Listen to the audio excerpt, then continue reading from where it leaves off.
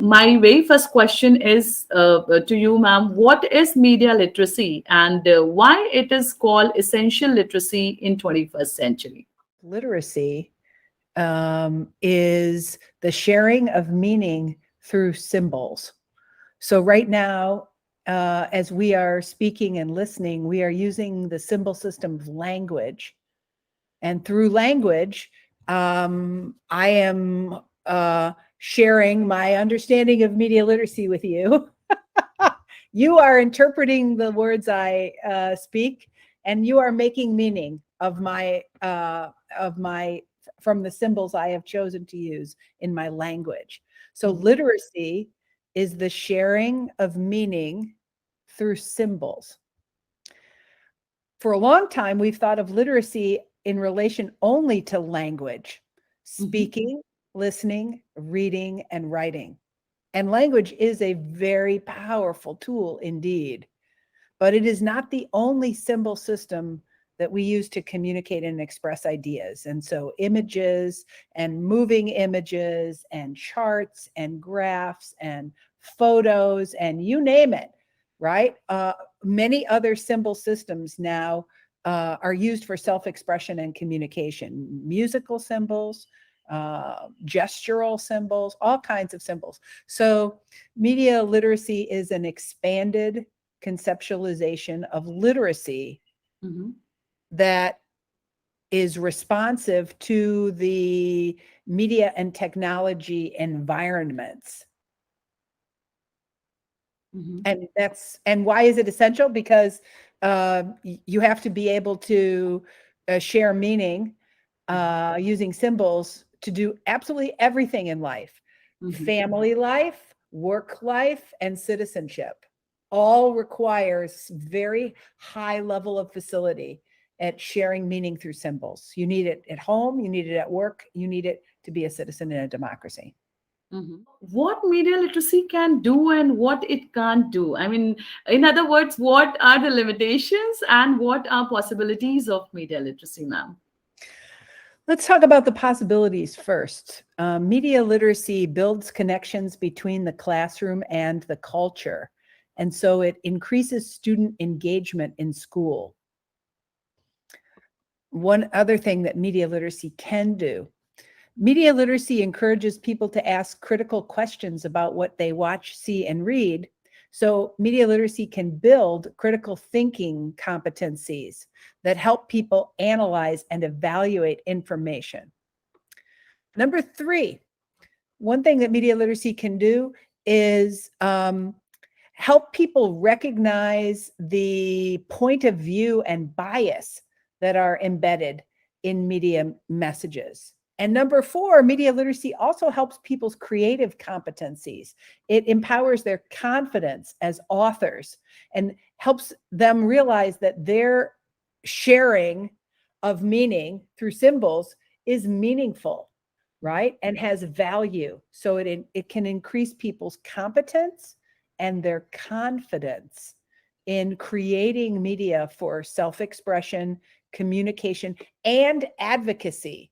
And that leads to the final thing that media literacy can do is media literacy can enhance democracy because by increasing people's participation in public policy dialogues and discussions about what should we do about topics like climate change or topics like economic development or the religious controversies between the Hindus and the Muslims, for example, like how to handle the increasing polarization that Mhm. because people feel empowered to contribute their thoughts to a public discourse, they can actually improve society. So those are five things that media literacy can do. What can it not do? Media literacy cannot fix a broken education system. If teachers are underpaid, if there are too many children in the classroom, if there are not adequate levels of materials and resources for learning purposes, media literacy cannot fix a broken education system. Mm. Mhm. Media literacy cannot reduce the inequalities between the haves and the have-nots. Mhm. And that is a significant aspect of, that is a significant problem in our societies worldwide. Um, Media literacy cannot make people love books more. Mhm. Hmm. Some people think that if you teach people media literacy, they will naturally see how inferior Mhm. movies and TV are, and they will naturally gravitate Mhm. toward reading and literature because that is so superior. But Hmm. that is not that is not an outcome. That is not a characteristic of media literacy that we should hope it to achieve. Um, but I do think that media literacy, I'm going back to the what it can do. Media literacy can build people's appreciation for difference. It can help people to respect and trust and honor the differences of belief and opinion that exist within any societal grouping, right? It can promote tolerance. So that's a good thing. Are we over investing in misinformation and disinformation? And does media literacy goes beyond this fake information thing? Of course, media literacy has always addressed a wide range of topics that go far beyond disinformation and misinformation. Those topics rose to primacy Mhm. around 2015 when government officials were criticizing mainstream news media that challenged their lies and their hate. So the focus on misinformation and disinformation comes from a historical phenomenon, right? When world leaders use lies and hate speech Mhm. to spread falsehoods, then media literacy does make a contribution to misinformation and disinformation. But it is not the whole story. And people who think that media literacy is only about misinformation and disinformation have a wrong understanding of media literacy. Media literacy has always been concerned with pleasure and helping people appreciate the aesthetic dimensions of media as an art form. Media literacy has always been interested in the persuasive genres and how we use persuasion to influence each other, both on in the family, right? In our communities, on social media, and through the mass media, advertising, sponsored content, product placement, algorithmic personalization, and the Mhm. like. So media literacy has always addressed issues of ethics and social responsibility about how we recognize that being a communicator means to have Mhm. great power, how to Mhm. use that power responsibly. So these are other dimensions of media literacy that are just as important as the topic of misinformation and disinformation. As media literacy is called life long learning skills, so what competencies are required to become media literate, ma'am? Got it. So I'm a big fan of ACRA, AACRA, Mhm. the 5 competencies of media literacy: access, analyze, create, reflect, and take action.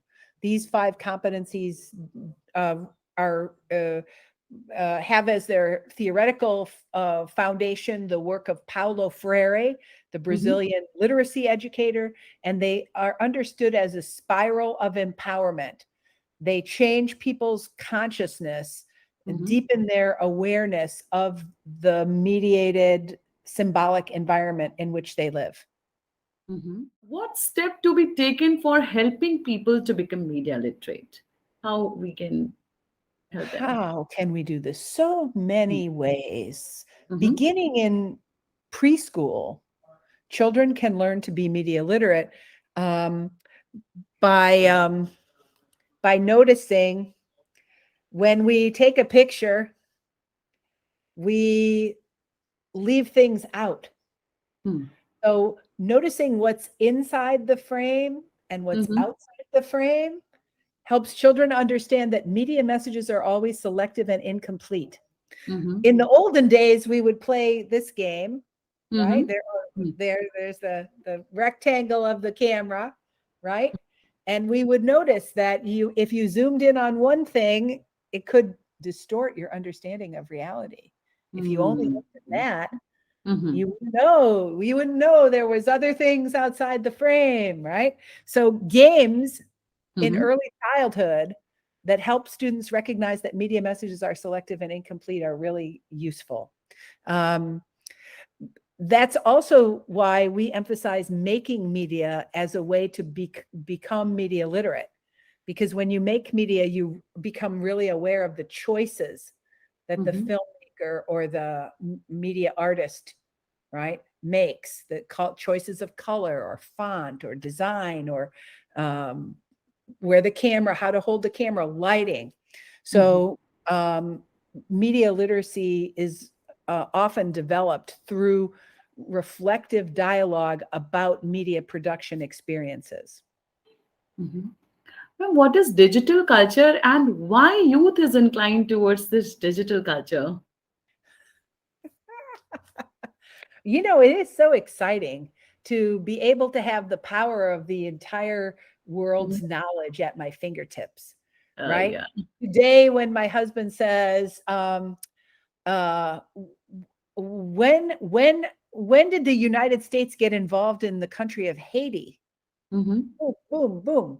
Mm-hmm. I am able to learn so quickly. Any question I might have, I can find answers to very quickly. I can also feel the sense of solidarity and belonging. I can reduce my feelings of isolation by participating in a group, right? And that is very comforting at turbulent times like this when we don't know what the future will hold. To feel a sense of belonging, this is a very, very important to mental health. So I do think that two reasons for the rise of digital culture and its appeal to youth is the instantaneous gratification of getting answers to any question and Mm-hmm. the feelings of belonging that are cultivated through participating in online group. Also, of course, digital culture is very visually spectacular, right? Video games and interactive media are immersive, they're entertaining, they are beautiful, Mm-hmm. right? It feels wonderful to swipe and see things change. You feel a sense of agency. So you get this aesthetic pleasure combined with this feelings of agency. That's a very satisfying form of uh, artistic experience. So these Mm-hmm. are three reasons why digital culture is becoming dominant for young people. Mm-hmm. As you talked about the mental health, so how we can motivate youth towards healthy media diet? Let's talk about what what we should not do, right? Mm-hmm. What we know research says is not effective. Mm-hmm. Adults who make a list of things, don't share your password, don't post pictures of yourself naked. Mm-hmm. To do lists and don't do lists are not very effective. In Mm-hmm. fact, most American children can perfectly parrot what they should not do. They can say, Mm-hmm. the teacher says, what should you do and not do on the internet? And the children will say, nah, nah, nah, nah, nah. They know. They Mm-hmm. learned that list. They Mm-hmm. recite that list, but that doesn't influence their behavior, right? They still behave in ways that are irresponsible. So we know that simply lecturing or teaching a list of to-do list, a to-do prescriptive list, it does not work. One thing we know does work is the use of scenarios, discussion of scenarios. Mm-hmm. So and so has a friend, and the friend sent her boyfriend a picture of herself. It was a little bit, there was a little bit of nakedness. Now she's feeling guilty and her mom is worried. What should she do? And now the children can discuss this situation. Should she do this? Should she do this? She should do this. It turns out when you get a group of children together, some wisdom emerges, right? Mm-hmm. Right? they have a little part of the answer, but Mm-hmm. when they get together, the little pieces come together to create some wisdom. Mm-hmm. So children really benefit from opportunities to have discussions about scenarios that reflect the uh, Mm-hmm. aspects of the social and the ethical responsibilities of living your life online. Mm-hmm. And what is a healthy media diet according to you? What is a healthy media diet? Oh, this is terrible. So you are asking me to offer advice, and we already know that advice is not very well taken. No You know, prescriptions like doctors really yeah, work for. definitely don't want to offer a doctor's prescription for a healthy media diet. I know a lot of people do, and I think it's a very middle class thing. Mm-hmm. It's a very arrogant Mm-hmm. thing to offer such a diet. You can be a middle class or rich person like me if you read the New York Times, Mm-hmm. right? If you try not to watch too much reality TV. Mm-hmm. And so, of course, people who are in position of power will Mm-hmm. share with you their prescriptions that are associated with people in power. Right? So, yes, if you want to rise up the cultural ladder, minimize your reality TV, maximize your use of the New York Times, this is a way uh, to appear to be in a different social class. But Mm-hmm. a healthy media diet is actually much more it's a much more personal matter because we use media, as you know from your studies of media scholarship, we use media for a variety of different needs, to Mm-hmm. satisfy a variety of different needs. So when people become more aware of why they're using media, Mm-hmm. then often they can create their own healthy media diet. So when people are self-aware of their own needs, they recognize, okay, I am totally bored at work, which is why I'm seeking very sensational media to consume at home because I'm really bored at work. Okay, so there you go.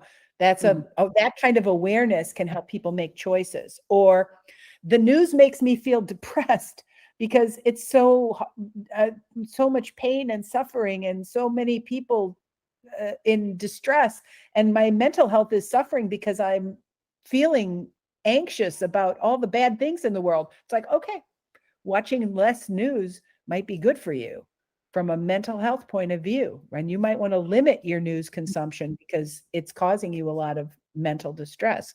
Mm-hmm. And so it's much better for people to create their own diet, just the same way everybody eats different foods based on the way their body is. Mm-hmm. People can make different choices of media if they pay attention to how is their mental health when they're consuming different kinds of media. Mm-hmm. And yeah, and I think in that sense, then the one thing I would be prescriptive about is this idea of noticing your feelings when you're Mm-hmm. using media, Mm-hmm. right? And noticing how do different media make you feel, right? Mm-hmm. Right now, because of the culture of consumerism, Mm-hmm. everyone, when they're consuming any form of media, Mm-hmm. gets a huge dose of advertising that's continually pushing products and services that they may or may not, that they might want or might need or might desire, Mm-hmm. right? Creating wants, creating needs. Consumer culture is premised on that idea, right? And so I think it's really important for people to be aware about how um, our sense of wants and needs is structured by capitalism, and Mm-hmm. the engine of capitalism is advertising in all its many new and disguised forms. Mm-hmm. So in that sense, I would say mm, anything people can do to limit their exposure to advertising is probably a good thing. Next question to you is, do you think that this digital world is really dangerous for the young people, and we should protect them from this? Or do you think that, this digital media or this new media has empowered them? So let them explore and learn from their experience. What's your take on it? This is the dialectic of empowerment and protection. And so let's talk about the idea of what is a dialectic. Mm-hmm, So both of these stances are important for media literacy education to occur. They're mm-hmm, both important. And they're a dialectic because you can't have one without the other. You can't separate them. They're not really separatable. They're both and together, like yin and mm-hmm, yang. mm-hmm, They're two pieces of one whole phenomenon. mm-hmm, So when children, as Sonia Livingstone has shown us with the Global Kids Initiative, when mm-hmm, children use more online media, they face more risks. mm-hmm, When they are more empowered to create and use and share media and participate in online communities, they encounter more risk. So empowerment and risk are tied together, right? mm-hmm, And so this is why both strategies of empowerment and protection have to be um, considered part of a whole phenomenon. And thinking that protecting kids from media is that's bad and empowering is good. Nope, that oversimplifies the matter. mm-hmm. Both protection and empowerment are needed for media literacy education. Mm-hmm. So, ma'am, apart from curriculum, how media literacy can be practiced in our day-to-day life, and where to start from? um, well, I start my day with my Facebook page. And maybe you do too, right? Indians use Mm-hmm. Facebook a lot, right? And Mm-hmm. Instagram, right? So as I as I observe my friends sharing their content, I I appreciate that they're making choices. This is my niece, Mm-hmm. Erica. She is Ah. a young Mm-hmm. woman. She is not married.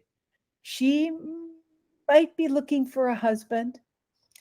Um, she takes very glamorous pictures of herself. Mm-hmm.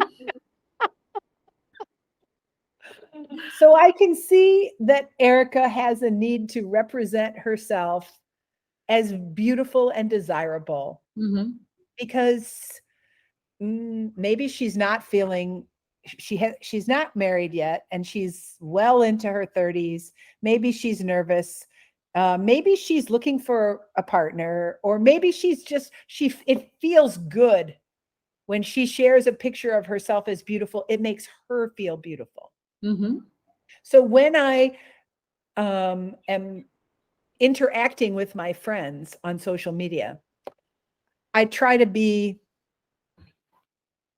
charitable as I ask, why are they posting this?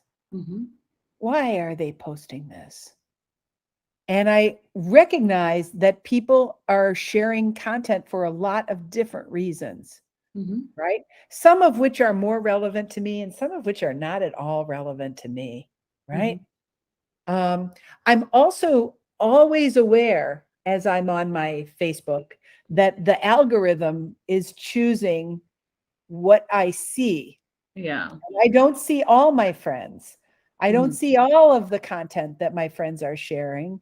The Mm-hmm. algorithm is making adjustments based on my previous behavior. Mm-hmm. So that means for me to use Facebook wisely, I have to try to escape the algorithm, right? I can't Mm-hmm. let the algorithm choose for me. I have to Mm-hmm. be more proactive. So I have to make an effort to go, what's David doing? Right? What's Mm-hmm. Stephen doing? I have to go search and find the Mm-hmm. way we used to do on the internet. Mm-hmm. Right. I can't just let the algorithm feed me. Mm-hmm. I have to be very, very aware that Mm-hmm. the algorithms feeding me creates this bubble, this filter bubble Yeah. that is very dangerous. So I'm always very attentive to that. So that's some of the ways that I practice media literacy in my daily life when I'm using Facebook. But I Mm-hmm. would have to explain how I'm practicing media literacy in my daily life. I would have to go through all the media I use. Mm-hmm. So then that was Facebook. What about my Twitter? What about my TikTok? Right? What about my email? Right? What about my podcasts? What about my audiobooks? What about the movies that I will watch on Netflix tonight? What about Mm-hmm. the New York Times that I will read? What about the TV news that I will read? So, as you can imagine, media literacy is always situational and contextual in relation to the specific media artifacts that I encounter in daily life. When I am driving to the grocery store, I will see billboard Mm-hmm. highway. This will activate media literacy as I'm driving a car. Right.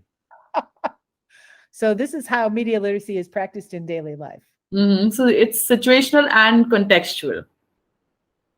Yes. Uh, so, ma'am, how does media literacy differ from digital literacy? Oh, this is a great question. So we say that digital literacy is a moving target because digital literacy includes the competencies of using the platforms and the tools of digital media. I have to put the power cord Uh-huh. back here. All right. Um, yeah. Yes, ma'am. So I'll just go through this Venn diagram, and Mhm.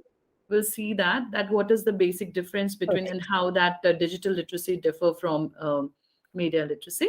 Yep. Yeah. So so my next and the last question is, ma'am, like media consumption is increasing day by day everywhere, but why not media literacy with the same pace? Let's see now. That is a very interesting question. So people are consuming more and more media. Actually, it makes perfect sense that media literacy would be more difficult to accomplish Mhm. because today my whole life is suffused with media consumption. Mhm. Maybe I am consuming media 14 hours a day, right? So now I'm not really even differentiating between when I'm reading, when I'm listening, when I'm viewing, I'm not even noticing that behavior because it's so ordinary, right? It's become so ubiquitous. It's just it's my whole life. Mhm. So media literacy requires a critical consciousness, and it's harder to achieve that state of critical consciousness when you're swimming in the ocean of media. This concept was first identified by Marshall McLuhan back in the 1950s, Mhm. right? That the media is an environment that is totalizing, right? It affects your whole uh, work, life, citizenship, everything. It affects every aspect of your day. And that makes it really hard to get that critical distance. Media are immersive, right? And critical distance is the opposite of immersion, right? So critical distance requires an intentional act. Mhm. And the pull of immersion is very strong. Um, so all the metaphors that McLuhan used back in the day to describe this, he was talking about television, of course, but it's all the same. It's so just as true today with the internet. You know, he said we're like fish swimming in the water of media, and the fish cannot jump out of the water. The fish cannot escape the Mhm. water. But in some ways, the only way to develop media literacy competencies is to gain that critical distance, which is why we often recommend when we're teaching media literacy, we recommend a media fast or a media diet. We Mhm. ask we ask students to write down their Mhm. media every day so they become more aware. So as media becomes more immersive, our awareness of media goes down, and therefore our media literacy goes down as well. So it takes a conscious effort to develop that critical distance. It's partly why we think it's really important to participate in learning communities. Mm-hmm. Media literacy is not something you can do on your own as a solo practitioner. You have Mm-hmm. to be part of a community where you're helping each other to Mm-hmm. gain that critical distance. Because I might be watching my favorite show, right? And I am just like enjoying it so much. I love the characters, I love the drama. It's so wonderful. And then my friend says something like, do you notice how stereotypes of women are presented here? And I go, oh, no, I didn't even notice that. But Mm-hmm. now that she's called my attention to it, now I start to watch more critically. Now I am more able to notice the way a stereotype, right, of social class or race is depicted, right? So we need each other to develop this critical consciousness. It's not something you can do all by yourself. It's Mm-hmm. you need a learning community, which is why we do so many online events at the Media Education Lab to Mm-hmm. support a learning community being intentional and strategic in how they interpret media. Mm-hmm.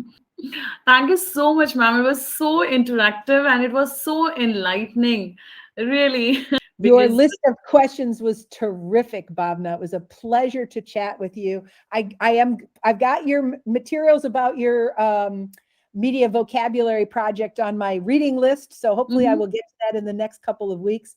So I look forward to engaging with you. Keep me posted on your dissertation.